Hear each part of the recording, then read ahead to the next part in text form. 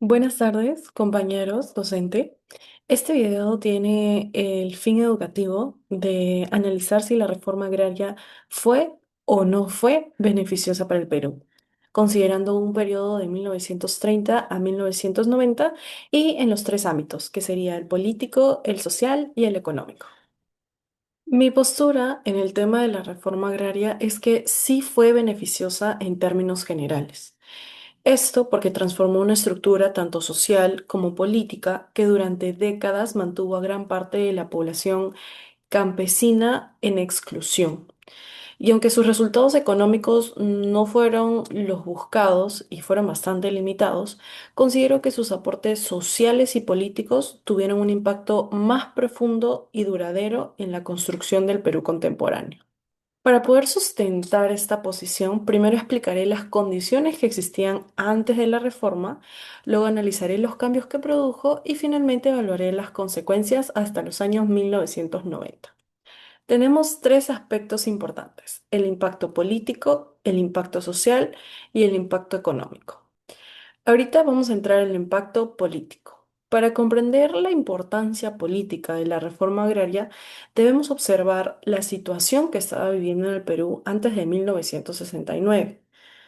Durante gran parte del siglo XX, el poder económico y político en el campo estuvo concentrado en grandes propietarios de tierras. Esta situación generaba una fuerte desigualdad entre hacendados y campesinos. La reforma agraria buscó modificar esta estructura de poder. En este sentido, el historiador Antonio Zapata, en el 2009, sostuvo que la reforma permitió integrar políticamente a los campesinos del país y afirma que fue el gobierno que más hizo por integrar a los campesinos en la nación peruana. Esta afirmación es importante porque demuestra que la reforma no solo trató sobre la distribución de tierras, sino también sobre la ampliación de la ciudadanía y la participación política de sectores que fueron excluidos durante toda la historia.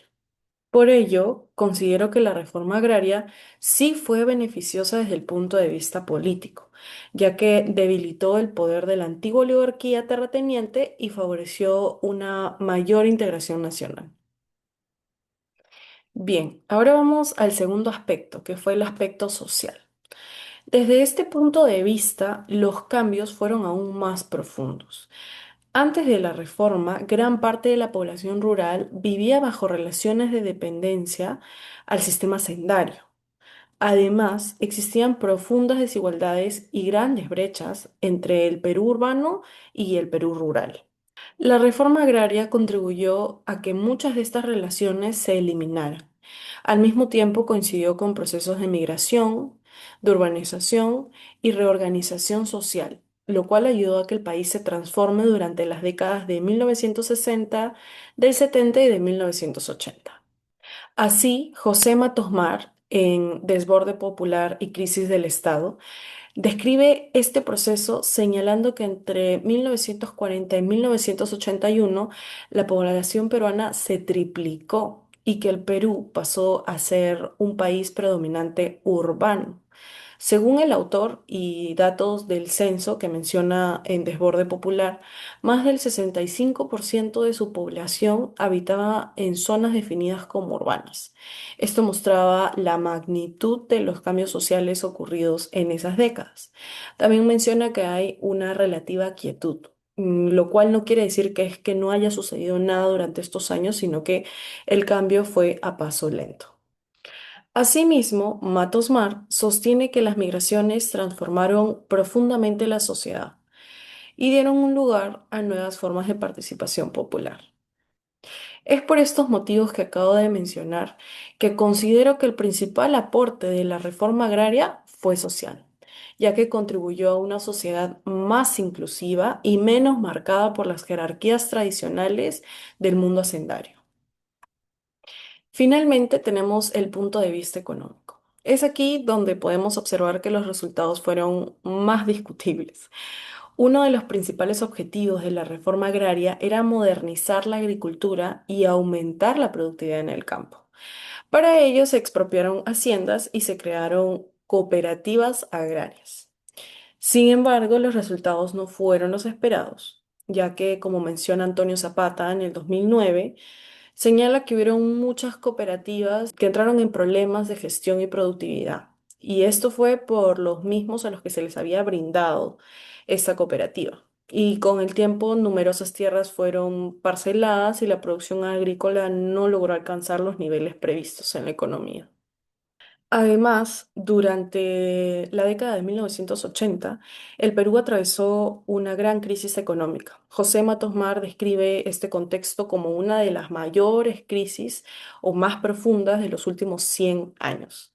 Fue una situación que afectó tanto al campo como a las ciudades. Por ello, considero que el aspecto económico constituye la principal limitación de la reforma agraria. En conclusión, considero que la reforma agraria sí fue beneficiosa para el Perú porque transformó una estructura social y política que había permanecido prácticamente intacta durante gran parte del siglo XX. Los argumentos presentados muestran que aunque la reforma no alcanzó plenamente sus objetivos económicos, sí produjo cambios significativos en la integración política de los campesinos y sobre todo en la reducción de la exclusión social. Como señala Zapata, la reforma agraria permitió una integración del campesinado en la nación peruana. Por ello, sostengo que sus aportes políticos y sociales fueron más trascendentes que las limitaciones económicas que tuvo. En consecuencia, la reforma agraria debe entenderse como un proceso complejo, con logros y dificultades, pero fundamental para poder comprender los cambios ocurridos en el Perú entre 1930 y 1990, y sobre todo su influencia en la conformación del país actual. Muchas gracias, espero que mi punto haya quedado claro. Nos vemos en una próxima.